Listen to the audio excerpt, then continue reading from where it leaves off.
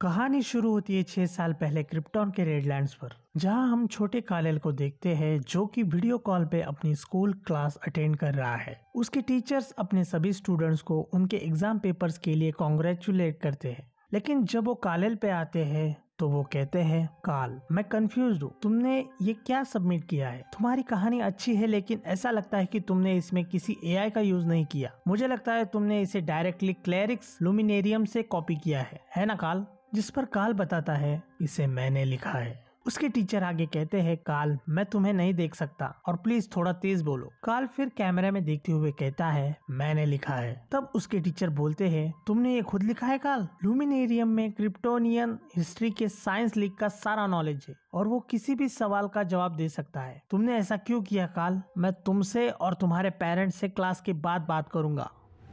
Present day Brazil. जैसे कि हमने देखा था, एजेंट लुइस ने कालेल को किसी स्पेशल मेटल हैंडकफ से पकड़ रखा है। वो काल की तरफ गन पॉइंट करके उसे अपने घुटनों पे बैठने के लिए कहती है। तुम्हें अथॉरिटी ऑफ लाजारस कॉर्प ने पकड़ लिया है, अपने घुटनों पे बैठ जाओ अभी।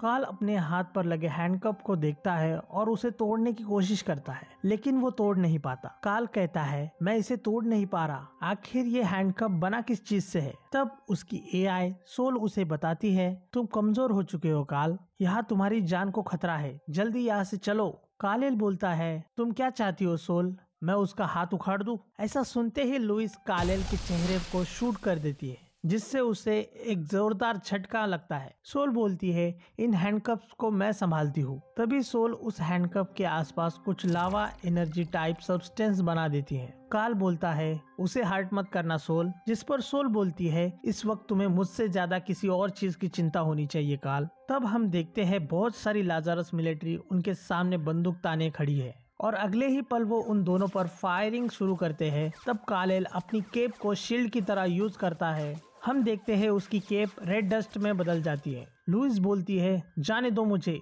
ऐसा कहकर वो फिर से काल के चेहरे को शूट करती है, जिस पर कालेल बोलता है, क्या तुम भूल गई? तुम ही ने मुझे पकड़ा है। सोल कहती है, ये हैंडकफ्स काफी फैसिनेटिंग है, मैं जब भी इसे तोड़ने की कोशिश करती हूँ ये तुरंत पहले जैसे हो जाते हैं, इसमें थोड़ा वक्त लगेगा काल। तब काल बोलता है, हमारे पास टाइम नहीं है और तुम मुझे शूट करना बंद करो। लुइस बोलती है, ओह, तुम मुझसे बात कर रहे हो? तब काल बोलता है, हाँ, क्योंकि तुम खुद ही मेरे लिए तुम्हारी जान बचाना मुश्किल बना रही हो। तब लुइस बोलती है, देखो लाजारस तुम्हें मारना नहीं चाहती, अपने घुटनों पर बैठ जाओ और ये सब रुक जाएगा। काल सोल से बोलता है, इसे डस्ट से कवर रखना सोल, कहीं ये मर ना जाए। फिर कालेल एक बड़ी सी जंप लगाता है। तब लाजारस का एक टैंक उड़कर उनके पीछे जाता है। उसके अंदर के लोग बोलते हैं, वो तो उड़ रहा है। वो लोग कालेल पर 2 मिसाइल फायर करते हैं जो उसकी केप पर लगती है और एक्सप्लोड हो जाती है। उसके बावजूद कालेल और लुइस लेन सेफली जमीन पर लैंड करते हैं, पर तभी लुइस फिर से काल के चेहरे को शूट करती है और अपने साथियों को अपनी लोकेशन बताने लगती है। तब काल सोल को कहकर लुइस का ट्रांसमिशन जैम करा देता है। काल बोलता है, मैंने तुम्हारी कई बार जान बचाई है और तुम मुझे इस बात के लिए अरेस्ट करना चाहती हो? लुइस बोलती है, तुम जो कोई भी हो, तुमने जानबूझकर यहाँ सभी लोगों की जान खतरे में डाल दी। आखिर तुम किस चीज से बने हो? तुम बुलेट प्रूफ हो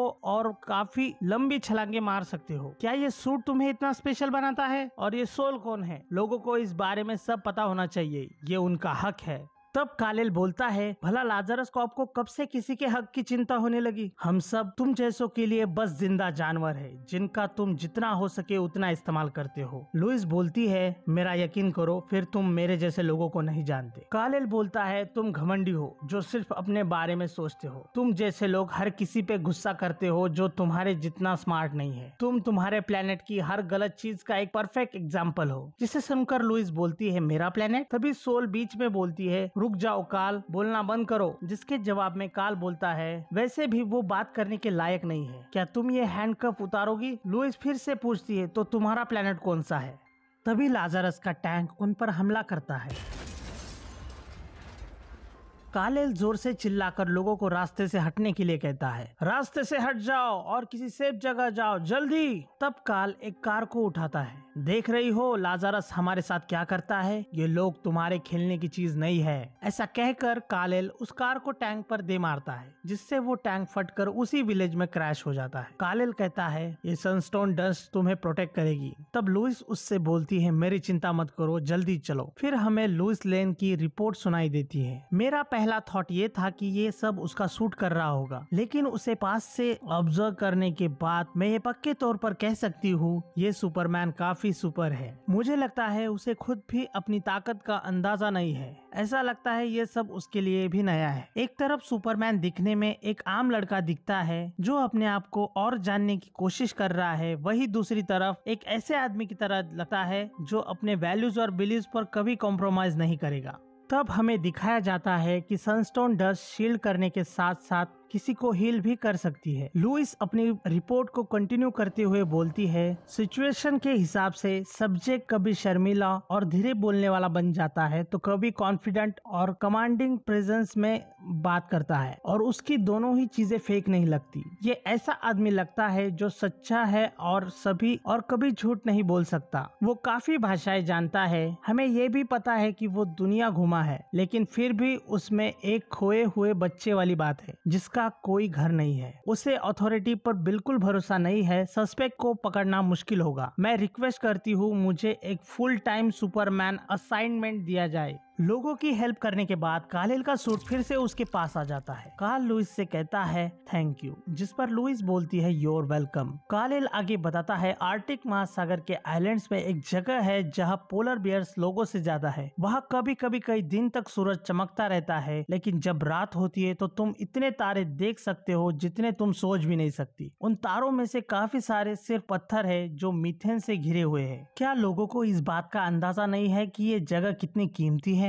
मेरा प्लेनेट। लुइस को कुछ समझ नहीं आता। तुम क्या कहने की कोशिश कर रहे हो? कालेल बोलता है मेरे प्लेनेट का नाम था। काल के क्रिप्टॉन कहने से पहले सोल हैंडकफ उतार देती है। लुइस बोलती है रुको, ऐसे ही मत जाओ मुझे। लुइस आगे कुछ बोल पाती उससे पहले कालेल वहां से चला जाता है। बाद में हम देखते हैं कि लुइस लेन ब्रेनियाक के सिस्टम को रिपोर्ट दे रही है जिसे वो सुन रहा है। ब्रेनियाक पूछता है सब्जेक्ट कितना बड़ा खतरा है, 1 से 10 के स्केल पर बताओ। वो बोलती है मैं उसे खतरा नहीं बोलूंगी, इस तरह तो नहीं, वो बहुत पावरफुल है पर अभी भी कुछ मामलों में वो कच्चा है। लेकिन मुझे नहीं लगता कि वो लड़ाई चाहता है। वो ऐसा नहीं लगता जिसके बारे में हमें चिंता करनी चाहिए। ब्रेनियाक कहता है रैंकिंग 8 नोट कर लिया। लुइस बोलती है नहीं, मेरा वो मतलब नहीं था। ब्रेनियाक आगे बोलता है क्या तुम्हें लगता है कि खतरा इतना बड़ा है कि उसे न्यूट्रलाइज करना चाहिए या फिर सुपरमैन को कंट्रोल किया जा सकता है? लुइस बोलती है नहीं, उसे कंट्रोल नहीं किया जा सकता। ब्रेनियाक कहता है एजेंट टर्मिनेशन एडवाइज कर रही है, नोट कर लिया। लुइस कंप्यूटर पर एक पंच मारती है और बोलती है डैम इट, तुम ठीक से सुन रहे हो स्टूपिड कंप्यूटर? ब्रेनियाक बोलता है मैं आपकी आफ्टर एक्शन रिपोर्ट कंप्लीट करता हूँ। ब्रेनियाक एल्गोरिदम आपको शुक्रिया करता है। उसी वक्त लुइस का सुपीरियर वहां आकर उससे कहता है ऑल राइट लेन, लगता है तुम्हारा काम हो गया, तुम जा सकती हो, तुमने काफी अच्छा काम किया आज। तब लुइस उससे बोलती है मुझे नहीं लगता कि मेरी रिपोर्ट खत्म हुई है। मुझे पता है ऑटोमेटेड सिस्टम ने क्या कहा, लेकिन मुझे लगता है कि मुझे ये रिपोर्ट खुद लिखनी चाहिए। तब उसका सुपीरियर बोलता है लेकिन तुम्हें तो रिपोर्ट लिखना बिल्कुल पसंद नहीं है। लुइस कहती है आपने सही कहा, लेकिन ये जरूरी है, ये मेरे थॉट्स है ना कि ब्रेनियाक के, और वैसे भी आपको समझ नहीं आएगा कैसा लगता है उसके साथ उड़ना, उसके साथ आग में चलना। उसकी डस्ट मेरे हाथों में थी। मुझे लगता है ये रिपोर्ट अब मुझे खुद लिखनी चाहिए।